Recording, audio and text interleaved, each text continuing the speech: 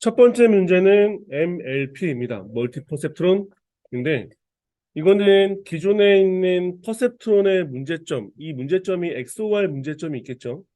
그래서 XOR 문제점이 있기 때문에 그 문제를 해결하기 위해서 은닉칭이 추가가 되고 더 중요한 건 마지막으로는 백프로파게이션이 추가됐다. 이 두 개가 가장 중요합니다. 그래서 은닉층, 출력층 그림들 그려주시면 되고요.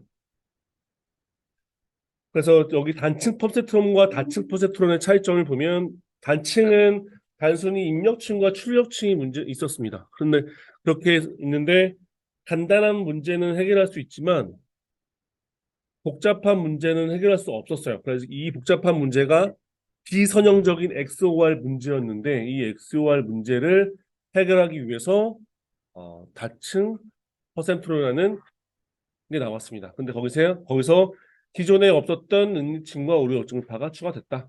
그리고 퍼셉트로는 단순히 이것만 있는 게 아니라 기본적으로 신경망이 있기 때문에 신경망 안에 있는 활성화 함수, 여기 액티베이션 펑션 같은 경우 그리고 바이어스 그리고 가중치 이런 것들까지 같이 써주시면 좋겠죠. 더 중요한 거는 입력층, 은닉층, 그 아웃풋 그리고 오류 역전파가 가장 중요하고요. XOR까지가 문제 중요하고 그리고 더 추가 플러스가 되고 싶으면 활성화 함수, 음, 또 결합 함수 이런 함수들을 써주시면 좋을 것 같습니다. 그래서 제가 한번 여기에 붙여놓은 그림을 그리시는 게 좋아요. 이런 비슷한 그림을 한번 그려 놓으시고 근데 여기는 결합 함수죠. 결합 함수고 여기는 활성화 함수로 이렇게 펑션으로 나오는 겁니다. 결합 함수는 의미가 많이 없어요. 그냥 여기에 있는 가중치와 입력값과 가중치를 곱해서 합한 값이라는 의미라서 그래서 결합 함수, 활성화 함수가 적용돼 있다.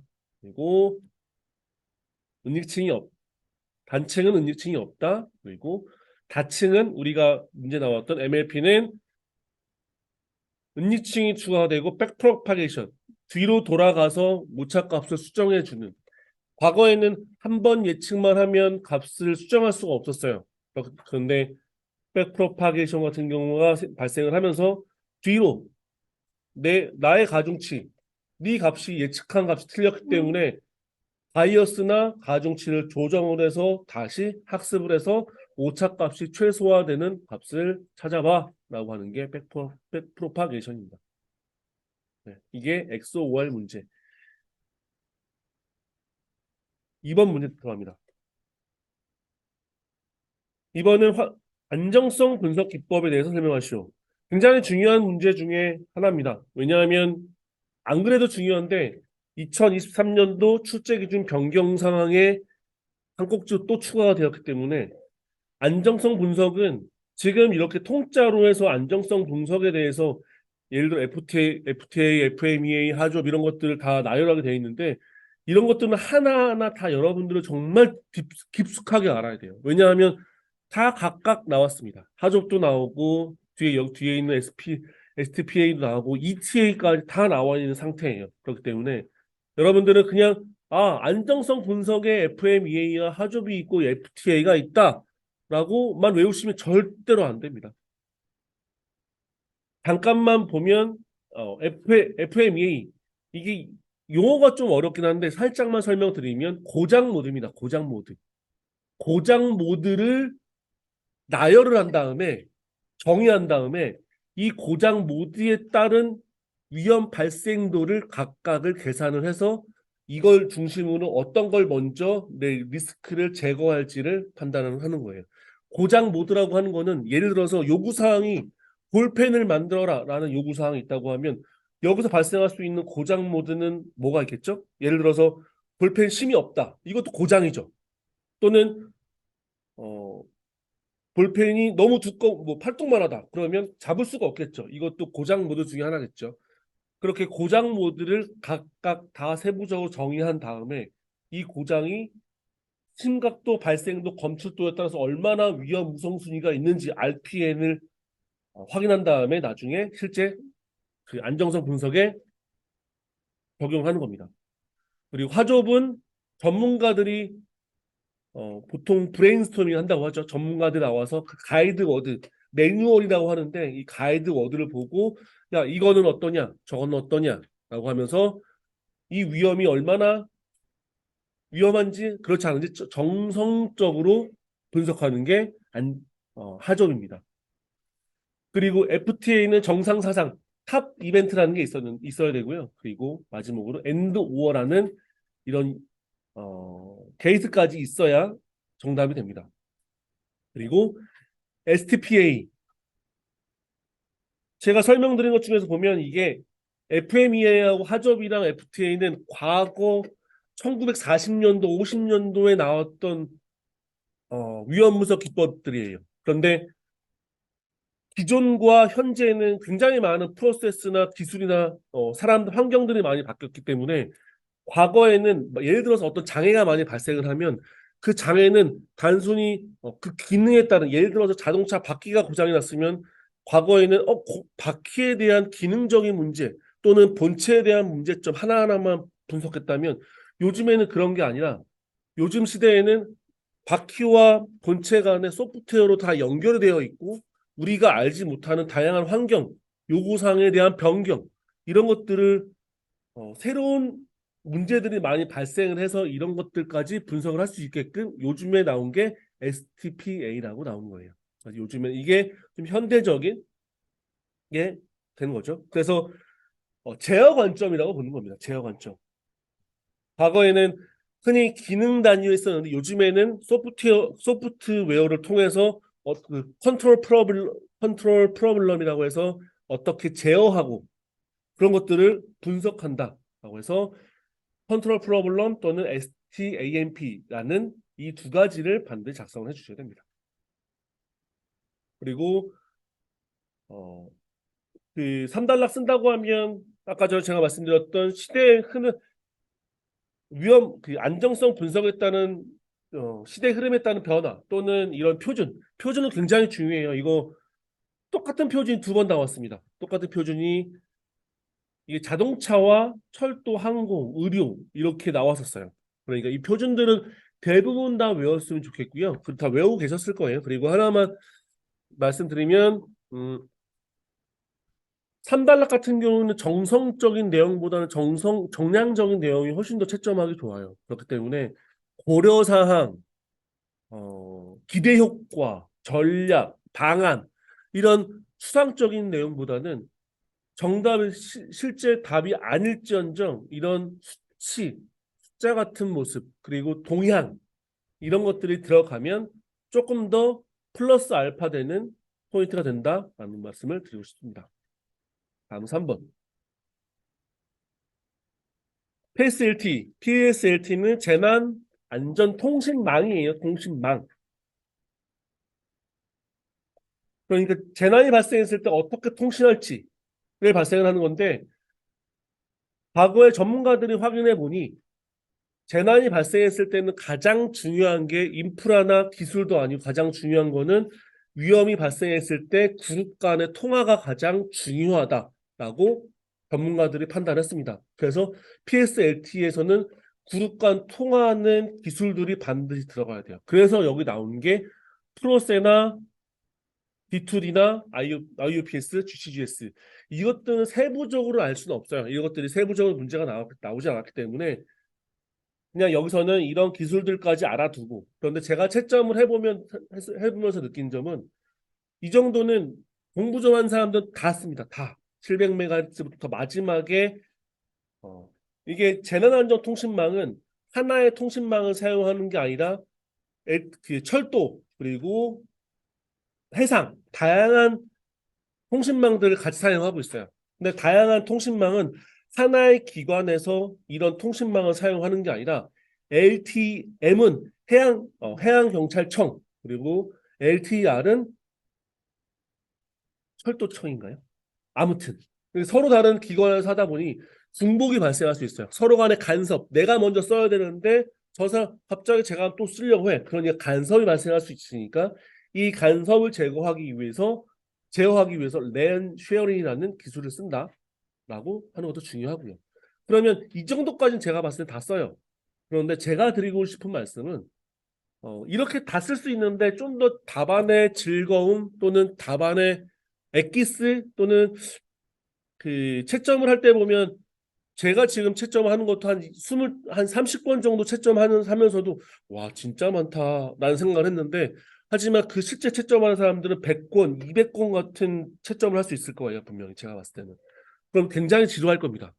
그 지루한 채점자를 그나마 즐겁게 또는 흥미 유발할 수 있게 내 답안지를 한 번이라도 좀 더 어여삐 볼 수 있도록 할 수 있는 것 그런 용어들을 좀 썼으면 좋겠다라는 생각을 들어서 흔히 여기서는 뭐 미션 크리티컬이나 골든타임 그리고 세월호는 그좀 예민하니까 세월호 같은 거 말고 화재, 평창 화재 이런 내용들을 써주시면 아 그렇지 그럴 수 있지 라고 하면서 넘어갈 수 있을 것 같아요. 다음은 4번입니다. 교차 검증. 교차 검증은 오버피팅을 방지하기 위해서 나온 겁니다. 보통 성능 향상 때문에 말씀하셨는데 그 과적합 또는 오버피팅 방지를 하기 위해서 나오는 겁니다. 왜냐하면 그래서 여기서는 테스트 셋과 트레이닝 셋이라는 내용이 나와야 돼요. 대부분 잘 써주셨는데 한번 이 그림을 한번 보면 이렇게 데이터를 구분하는 이유도 오버피팅을 방지하기 위해서 데이터를 구분을 하는 겁니다. 하나의 데이터에서 테스트도 하고 검증도 하고 훈련도 시킨다고 하면 내가 모든 데이터에서 어크러시가 100%가 나오겠죠. 그래서 내가 예측하지 않은 학습 데이터를 나중에 돌림으로 인해서 그 성능을 높이는 어크러시를 높이는 게 높이기 위해서 데이터를 구분합니다.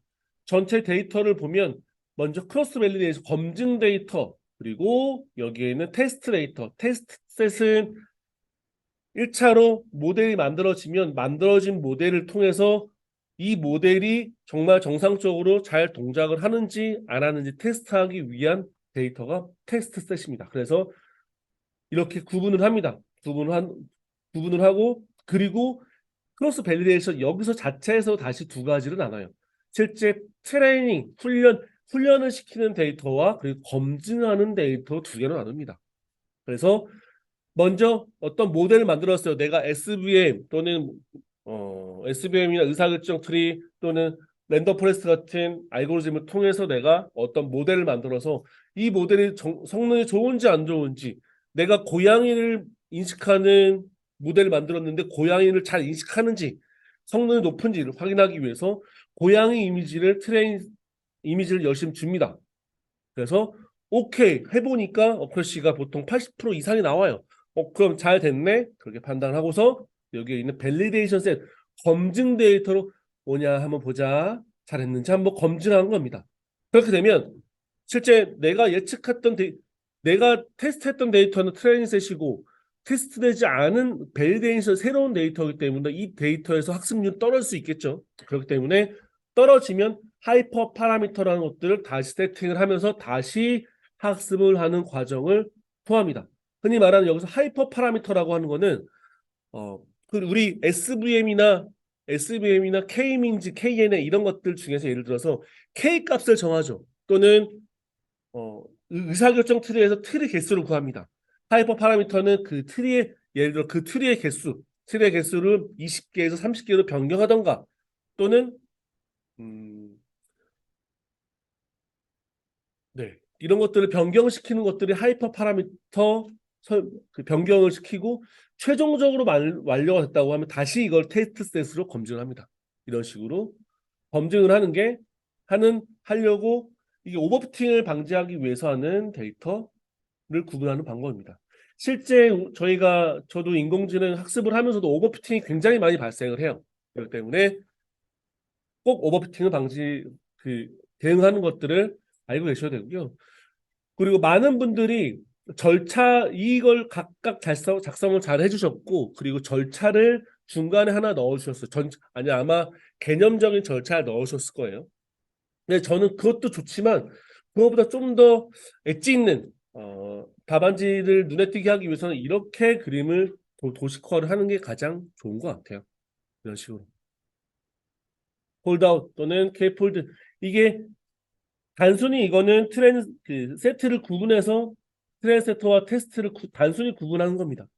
이거는 하나씩 바꾸는 거고, 이거는 K 값을 구한 다음에 여러 개씩을 서로 번갈아 가면서 합숙하는, 그러니까 그 학습하는 데이터들을 중복을 방지해서 실제 마지막 최종 모형이 나왔을 때 새로운 데이터를 검증했을 때 오류를 많이 잡아낼 수 있도록 하는 게 목적이라고 보시면 돼요.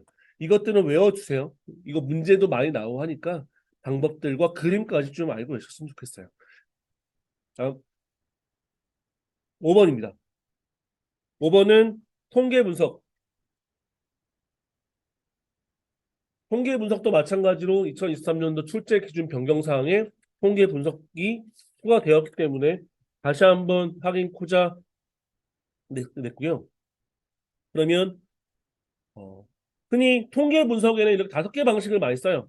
타의제곱, 그리고 T검정, 아노바, 회귀분석, 상관분석. 여기서 더 많이 있을 수 있습니다. 하지만 통계 분석이라고 제가 구글링을 해보고 논문을 많이 찾아봐도 이렇게 보통 5개의 방법을 씁니다.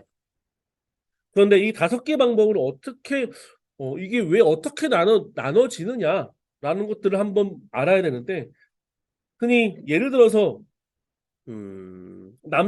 남자가 설문조사를 했어요. 설문조사를 했는데 남자 여자가 있는데, 그리고 남자 여자 누가 소주를 좋아하고 누가 맥주를 좋아하는지 그 검증하는 분석하는 것들을 설문조사 한번 해봤습니다. 이것도 분석 기법이죠. 그러면 여기서 이제 원인 독립 변수가 되는 게 남자와 여자죠. 남자와 여자. 그리고 결과가 되는 그 종속 변수가 되는 게 소주와 맥주가 되겠죠. 소주와 맥주가 되니까 이 값들, 독립 변수와 종속 변수 이 값들을 보고서 이거는 카이 제곱을 써야겠다. 이거는 T 검정, 아노바를 써야겠다. 지금 남자와 여자 소주 맥주를 샜는데, 지금 여기에서 명목 척도를 한번 볼게요. 여기 명서 등비라고 하실 텐데, 명목 척도는 어떤 특정 값이 없어요. 그냥 구분하기 위해서 남자, 여자 이런 거 이렇게 금, 은, 동 이렇게 구분이 없이 뭐 서열이 없이 나누는 것들을 그냥 흔히 말하는 명목 척도라고 합니다. 의미 없이 나누는 것들. 서열 척도는 등수가 있어요. 1등, 2등, 3등 점수, 뭐 토익 점수가 있을 수 있고요.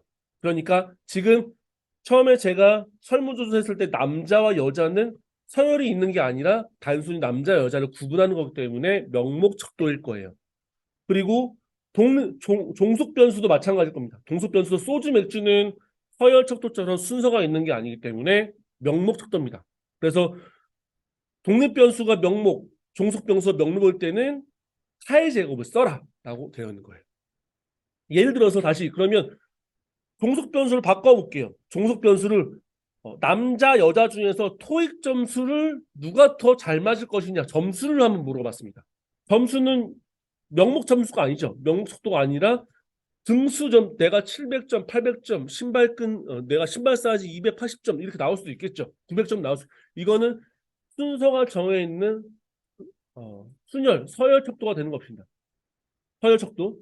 그러니까 이거를 또 연속형을 서열 척도라고 하는데요. 그래서 명목형과 연속형, 서열 이렇게 토익 점수를 하면 그 T검정과 아노바 분석 기법을 사용한다라고 보시면 됩니다. 그런데 여기에 남자 여자가 아니라 지금 2개로 되어 있으면 T검정 2개 이상, 예를 들어 10대, 20대, 30대, 40대, 50대 이렇게 집단이 세분화가 3개 이상 된다고 하면 아노바 분석을 통해서 이 독립 값들을 체크하게 되어 있습니다. 그래서 먼저 여기에 있는 5개 값을 구하는 거와 세부 키워드를 잠깐 말씀드리면, 우리는 검정 기법이 유의 수준이라고 해서 Z값을 찾아서 그 Z값이 유의 수준 안에 들어가 있는지 유의 수준 바깥에 들어가 있는지를 판단해서 내가 설정한 가설을 기각하느냐 채택하느냐를 하는 것들을 배웠죠. 그래서 그 Z값이 있어요. 실제 검정 통계라고 하는데 그 값을 구해야 되는데, 그래서 X 카이제곱 여기에서는 Z값이 그 검정 통계는 아닙니다. 통계란 값이 Z, 그리고 T 검정에서는 T값, 그리고 아노바에서는 F값. 이것들을 구해서 이 값이 어디에 있느냐에 따라 내 가설이 맞는지 틀리는지를 판단할 수 있다. 이 값들이 굉장히 중요합니다. 그리고 수식도 이제 외우면 좋죠. 이 수식은 이런 검정 통계량을 구하기 위한 수식이고요. 그리고 회귀 분석도 굉장히 중요하죠. 선형 회귀 분석, 그리고 로지스틱 회귀 분석이 있고, 회귀 분석은 독종, 대체방, 키워드 외우면서 알고 계시면 될 것 같고요. 그리고 상관 분석은 얼마나 두 변수가 상관이 있는지, 내가 밥과 몸무게의 상관계수, 상관이 있는지 없는지를 판단하기 위해서는 상관계수 값을 판단해서 얼마나 유사한지를 판단하면 되는 거고요. 그래서 이 상관계수를 구하기 위한 방법은 여기 밑에 세 가지. 피어센, 그리고 스피어만, 켄달 이런 상관계수 구하는 함수를 통해서 값을 도출합니다. 그리고 마지막으로 기술통계, 추론통계. 기술통계, 추론통계로 많이 유추해서 많이 썼어요. 이것도 해도 전혀 무방합니다. 그런데 이 안에 이 5개 기법을 작성하시면 돼요.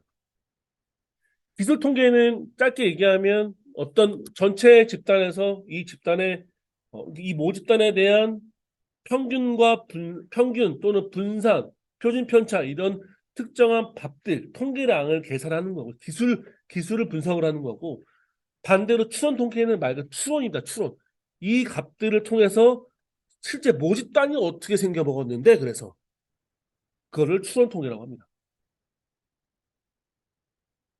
다음은 금전값 기대 분석. 의사결정 트리 그리고 금전적 기대값 분석 그리고 몬테카를로 민감도 이 문제도 굉장히 이게 2번 나왔습니다. 이것도 2번 나왔기 때문에 꼭 알아주시면 좋을 것 같고요. 먼저 의사결정 트리 의사결정 트리는 효용이라는 이론이라고 있습니다. 이게 이론이라는 게 뭔지 좀 헷갈릴 텐데 여기에 뒤에 그림을 보면 음, 어떤 투자를 하기 위해서는 이렇게 대규모 투자, 소규모 투자, 투자 철회 이런 결정을 세계적 결정을 내려야 될 거예요. 그런데 이 결정을 할 때에는 어떤 값들로 어떤 분석 기법으로 이런 값들을 도출하냐면 여기에 있는 금전적 기대값 분석 EVM을 통해서 이 값들 유출하는 거예요. 그러니까 반드시 의사결정 트리에는 EVM이라는 값이 들어가야 되는 거예요. 그냥 의사결정 트리는 노드만 붕괴하는 게 아니라 붕괴해가지고 이게 실제 몇 프로의 확률을 가지고 대규모로 투자해야 되는지 몇 프로의 확률을 가지고 소규모 투자를 해야 되는지 그 값이 정량적으로 나올 거란 말이죠. 그래서 그 정량적인 값이 바로 EVM 금전적 기대값 분석으로 그 기회와 가치를 통해서 여기에 있는 값들을 도출하는 겁니다. 오케이 여기까지 나와서 그러면 우리는 EMV를 써야 되는 이유는 알았고 그러면 효용 이론이다. 분석을 해보니 대규모 투자를 하라는 게 나왔습니다. 확률적으로 지금 상황에서는 대규모 투자를 지금 상황에 대규모 투자하는 게 맞아라고 분석이 나왔습니다. 그런데 제가 성격상 좀 쫄보야. 난 대규모 하기 싫은데 쫄리면 어떡하지? 그럼 나는 그냥 소규모로 하자. 그래서 효용 이론 내가 만족할 만한 비록 결과는 나왔지만 내가 만족할 만한 효용이 있을 만한 가치에 대한 투자를 한다라고 해서 효용 이론. 효용 이론이 되는 겁니다. 그래서 이거 2개를 써주셔야 되고요. 그림은 비슷하게 잘 그려줬어요. 그리고 금전값 기대 분석 같은 경우에는 쓸 게 없어요. 쓸 게 없으니까 제가 답안지에 막 수식 썼는데 이런 거 쓰라는 거죠. 실제 가치와 발생 확률 그리고 가치 이런 것들을 계산해서 실제 금전적 기대값 분석 값이 나오는 거고 그리고 마지막으로 EVM 값이 0보다 클 때는 기회이고 0보다 작을 때는 위협이다. 조심해야 된다라는 것들까지 나타내 주시면 채점하기가 용이하더라고요. 그리고 3단락은 활공강수 이거 끝내죠. 아니면은 새로운 정량적 기법 다른 것들 몬테카를로나 민감도 같은 몬테칼로 같은 경우는 들어갈 때 이렇게 확률 분포나 난수 같은 그 값들이 들어가야 되는 거고 민감도는 토네이도라는 내용이 들어가야 되는 거고 그래서 3단락은 새로운 추가적인 정량적 분석 기법이나 아니 정성적 분석 기법 또는 이렇게 대응 기법 같은 거 쓰시면 될 것 같습니다. 마지막 하이퍼 컨버지드 인프라. 하이퍼 컨버리진 과거에 기존에는 CI 기존의 3티어 또는 CI 하이퍼 컨버지 하이퍼 컨버지드 인프라가 아니라 컨버지드 인프라. 이거 같은 경우는 서버나 싼 스토리지 같은 거를 다 별개로 묶음이었습니다. 그래서 이런 것들을 다 벤더가 모두 다르고 또 관리랑 운영이 복잡했어요. 그렇기 때문에 워크로드나 그 구간마다 병목 현상이 발생을 해서 누가 어떤 문제가 발생을 했는지를 확인할 수가 없었어요. 근데 이때 딱 등장한 게 부르시죠. 좀만 참으세요. 이제 등장한 게 고용량 스토리지가 딱 나왔습니다. 그래서 흔히 말하는 NFT 아니 NFV처럼 고용량 스토리지가 나와서 이 스토리지를 가지고 가상화하고 있을 흔히 말하는 소프트웨어로 스토리지를 가상화를 해서 얘는 얘는 서버로 쓰고 얘는 네트워크에 쓰고 얘는 또 샌으로 쓰고 이런 것들처럼 구분을 할 수 있게끔 나눈 게 하이퍼 가상화 하이퍼 컴포지트 인프라입니다. 그래서 가장 중요한 거는 여기 X86 이런 그 서버가 들어가야 되는 거고요. 그림도 이 그림이 비슷하게 들어가시면 가장 좋아요. 많이들 작성을 하셨더라고요. 근데 여기 VM이 여기 있고 하이퍼바이저 X86 여기 있는데 거꾸로 써도 됩니다. 여러분들은 막 강박관념에 똑같이 써야 되는지 모르겠지만 똑같이 쓰면 땡큐죠. 그런데 채점자는 이런 것들 채점자도 잘 몰라요. 위치가 어디 있는지.